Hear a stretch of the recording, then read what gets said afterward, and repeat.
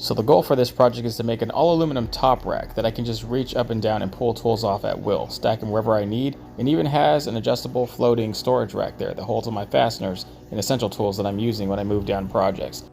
For starters, I went to my aluminum shop and got a bunch of 1/16 inch angle and tubing. 3/16 inch by 1/2 inch rivets. They come in packs of 100 at Harbor Freight.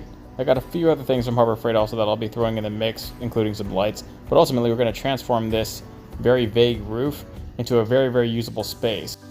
The best thing about this is it's very simple. It can be done right out of your garage with simple tools at a DIY level, and it will up your game exponentially in terms of productivity and ease of working on projects. I never want to turn back after using this thing. It is my primary tool and gear stow when I'm doing major projects. Wait for it.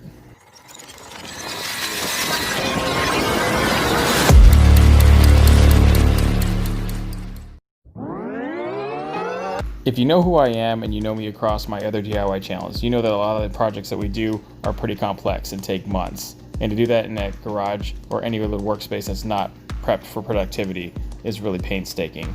For starters, we used 1.5" by 1/16 inch thick angled aluminum. We use this for the majority of the project to frame in the boxes from top to bottom.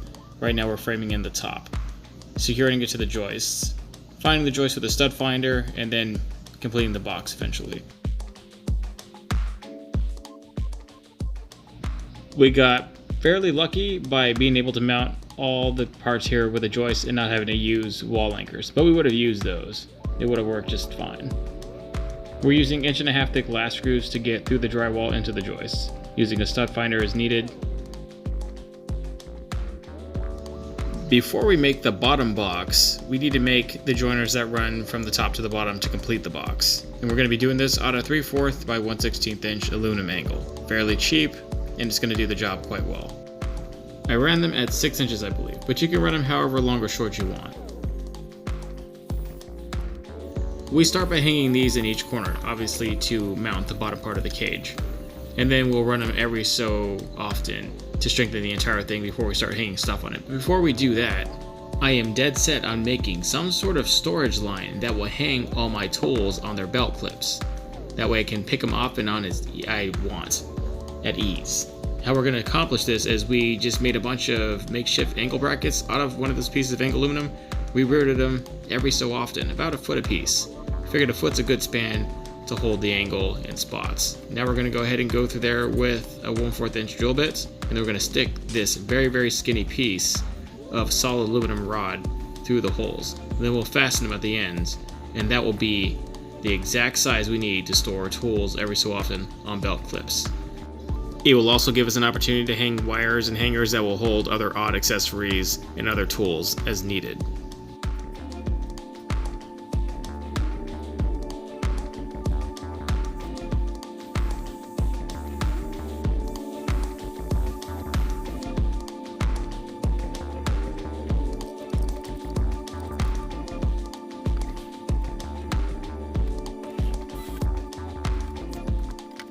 Once the 4 corners are completed, we're going to go ahead and run those angle brackets every so often.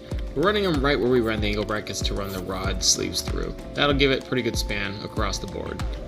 I guess all my tools can hang off this one end. So we're going to be stiffening them joiners just out of 3/4. This whole thing is 1/16 inch. So literally the whole frame is going to weigh nothing, way less than 10 pounds. I don't know, 5 pounds? 10 pounds, somewhere between 5 and 10 pounds the whole thing will weigh, even with these. Like a giant stick of this is like 1 pound by itself, and then I just cut it into these little sticks. So all these undersports weigh 1 pound. These, I think, weigh about 3 pounds a piece. There's about 3 of them, three or 4 16-foot sticks it'll take to finish the whole thing. And so it's abysmal how much this thing weighs, and that's good because it's hanging from the roof. We don't want anything really heavy hanging from the roof, weighing down. The tools are going to be heavy enough. But we're going to go ahead and complete that side. I think we're going to run a piece of tubing here, and that's specifically so things can grab on it. I have an idea.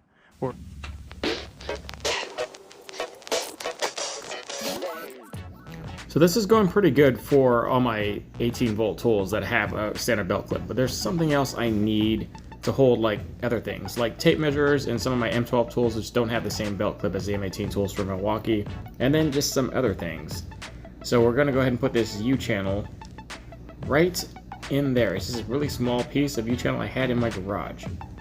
Wasn't planning on it, and I've been contemplating on how I was even going to use it. It ends up working perfectly there. So we're just going to go ahead and rivet it right in there and have it work. And this will hold literally everything. So on each side we have a pretty fair spread. Now for the other side. What do we do with the other side? A friend of mine said, why not make a floating storage rack? And I thought, genius.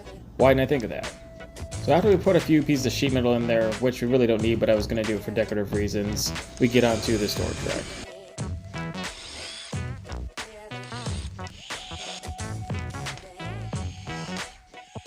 Look for them.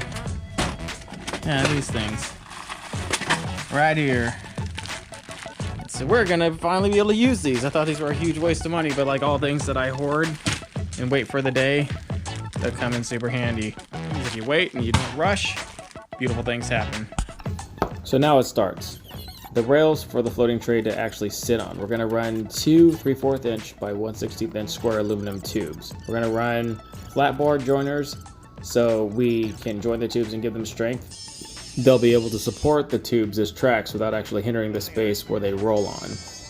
We carefully cut away a 3/4 inch little square bracket so the tubing can fit right in there. And then we cut it to fit.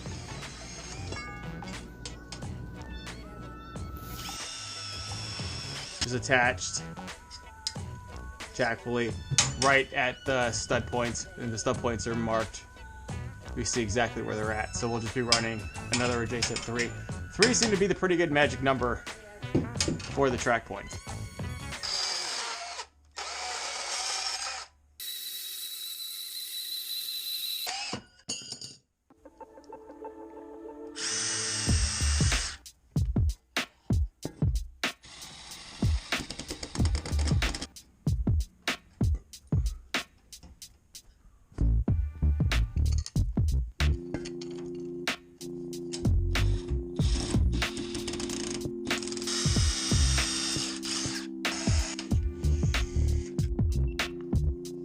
So plastic, we're gonna get this and we're gonna cut it and we're gonna form it around the tube with a heat gun, and then obviously fasten it. That way there's that bushing right there. We can do that a few ways, but I think this way is the simplest and the easiest way for us to do it at a DIY level.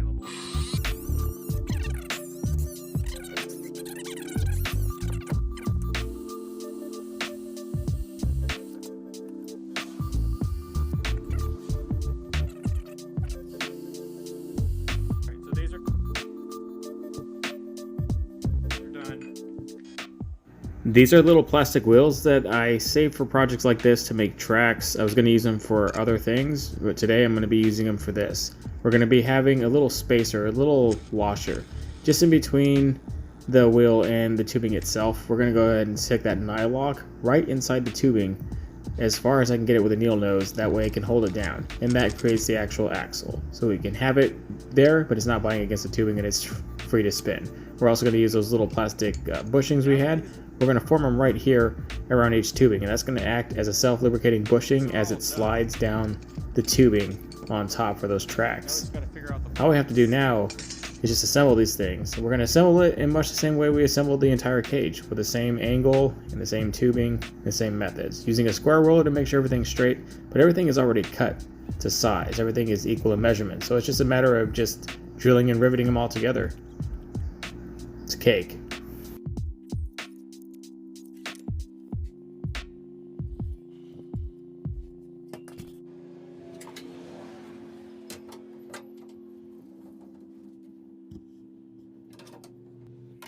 I'm going to go ahead and clamp each of these identical units to the tracks themselves, and I'm just going to go ahead and mount the bottom frame right then and there over it. It's the easiest way to do it so we don't screw this up.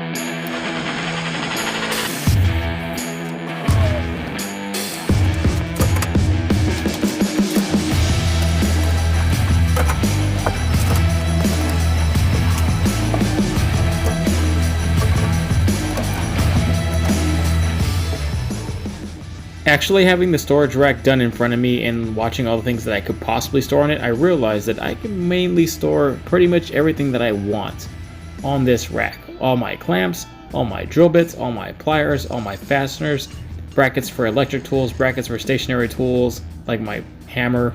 Like, I make brackets for everything. Need a floating little toolbox. This toolbox that you have to carry around and bend down and grab all the time, breaking your back, blowing it out, breaking out your joints to grab it. I can just reach up. Do you know how much easier it is to just reach up and grab a tool versus having to bend down and pick it up?